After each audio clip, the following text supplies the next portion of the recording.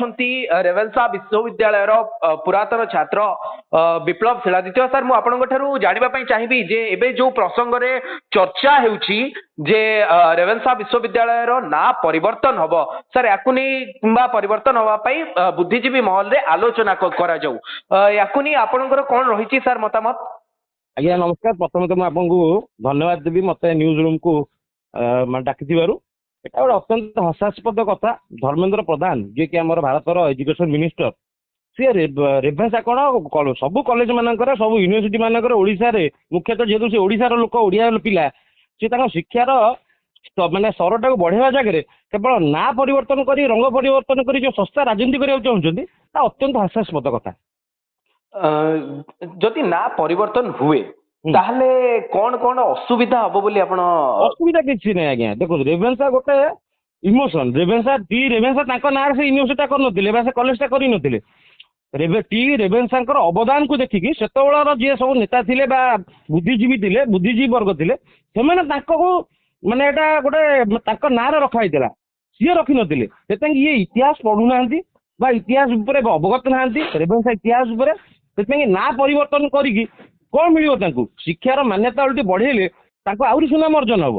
किंतु ए भली सस्ता राजनीति से निवृत्त रुहतु। आज उपमुख्यमंत्री गोटे कथा कही जे अलाहाबाद विश्वविद्यालय नाम परिवर्तन तो आमे पूर्वर जदि देखिबा जे आपनकर प्रयागराज ना हेची कर्तव्य पथ राजपथ रु कर्तव्य पथ हेची एवं आमे जदि हैदराबाद कथा कहवा ताकू भाग्यनगर करा जिबा पई योजना रहिछि कोन आपनकु लागुछि जे सेही गोटे नाम परिवर्तन प्रक्रिया भितरे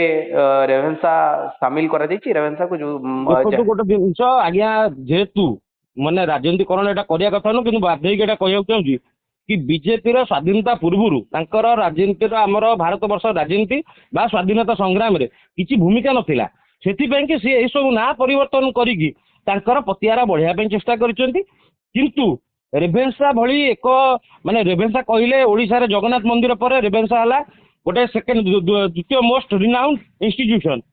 तार ना परिवर्तन करबा किछि आवश्यकता नहीं कहना रेभेन्सा कोटी कोटी छात्र एवं कोटी कोटी बुद्धिजीवी कर एटा सेंटिमेंट को आघात दबा आज्ञा एते ना परिवर्तन करियार किछि यथार्थता ही नहीं सी यूपी बिहार रे कोन हला बा हैदराबाद रे कोन हला that is none of our concern किंतु ओडिशा कहिले रेभेन्सा तार गोटे अन्यतम माने इंस्टीट्यूशन आर ना परिवर्तन को आगामी दिन में यदि परिवर्तन करा पे कि सरकार चिंता मध्य करती ताले राजरास्ता रे माने समस्त बुद्धिजीवी वर्ग आकु विरोध करिवो विरोधटा संभाली परिबेनी आज्ञा सरकार जेहेतु आज्ञा आपण पुरातन छात्र कालीर स्टेटमेंट परे कौन रही माहौल जे आपण मानक भितरे कौन कथबार्ता होती किंबा